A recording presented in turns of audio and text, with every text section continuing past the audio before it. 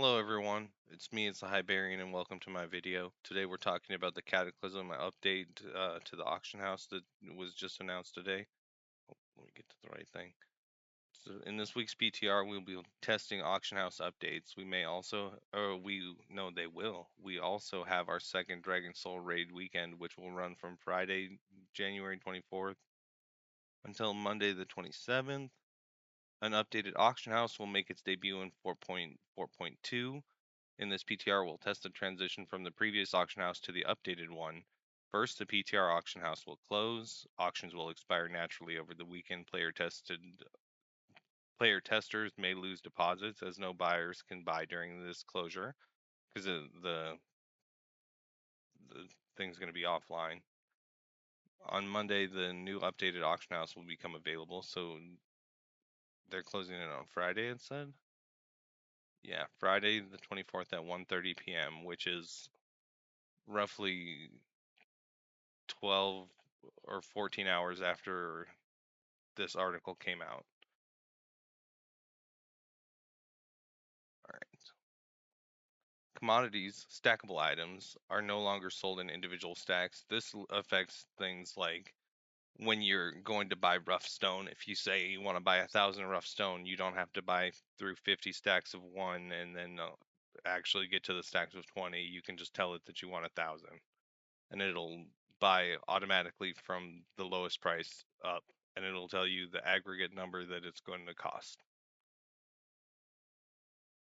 You'll be able to see the unit price and the total price, yes, with the lowest price items always sorted to the top. You'll never have to dig for the best deal again. This is also good because it should stop the behavior of people putting high price bait auctions where they try to get you to pay $700 or 700 gold for a stack of linen. Uh, Gives them the ability to decide how many items they wish to purchase at a much more granular level. Yeah, that's where you can be like, okay, I have 1,003 gold. How much linen can I buy? You know, and you can move it up and down with the number pad. Non-stackable items are now grouped together in categories of their own.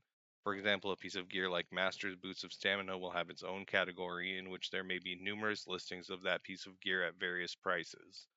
This means that if you get like an item for the level 19 bracket that has like 4 stamina and 4 strength versus like 5 stamina, 5 strength, they will be different line items in the auction house, and it'll be much more easy to tell. This is important because speed sets are coming up soon, I think. Certain elements of the UI have been reorganized so that browsing, sorting, and purchasing items is more intuitive. This is good. This probably means that they're putting the buttons closer to where they are on retail if it's not an exact copy of retail. Items will continue to be realm specific, including commodities. This is good. This means that you can't go to a dead server, farm all the fell iron, and then sell it on the high price server's price. You have to sell it on the dead server's price and wait for the one guy to buy it. Dragon Soul. There are not character templates specifically for Dragon Soul testing, but there are vendors to help with all of your gearing needs. The typical gem, consumable, glyphs, and other vendors will be available in Stormwind and Orgrimmar. A special vendor, Dragon Soltar, will also be available in both cities. He sells Fireland's raid tier gear as well as Dragon Wrath Terra Ghost's Rest. That's the legendary staff that lets you turn into the dragon. The entrance to the raid is located in the Caverns of Time. Since the last test, some bugs have been fixed, such as Hagara's ads now spawn in proper waves and the boss no longer activates early. The extra action button is now available during the Ultraxian and Madness of Deathwing encounters. That's the one that lets you like stand on the tendrils. I think you have to click a UI element that later becomes the Garrison action button. There's no longer an item workaround for Ultraxian, and your Sarah's Enter the Dream ability is now available. Okay. The Spine of Deathwing encounter works properly and no longer teleports players to the beginning of the encounter. That's good. That means that you can engage the encounter and achieve a victory state in which you get loot. In last week's PTR notes, we indicated that Dragon Soul's Raid Finder mode would be ready for testing soon. Unfortunately, after an evaluation of its current progress, it's clear to us that the implementation we've been working towards will be an unsatisfying experience for players. We've made the decision to pause our plans to implement the Dragon Soul Raid Finder. So this means that you cannot use the group finder to get raid gear of a lower quality.